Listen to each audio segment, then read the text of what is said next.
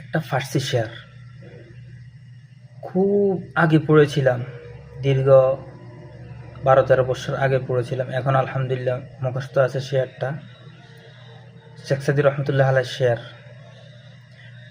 আমানাম কান আমানাম বা শমকে রোজে জঙ্গে বিনি ফুসতে মান আমানাম কান দরমিয়ানে খাক খুবি নিসারে কাকে জং আরদ বখুনে খেশে বাজি মি কুনদ রোজে ময়দা ওকে বগরি জদ বখুনে লস্করে। এটা একটা বাচ্চার একজন ছেলেকে নিয়ে সে একটা শেখ সাদী রহমতুল্লাহ আলাই বলেছিলেন।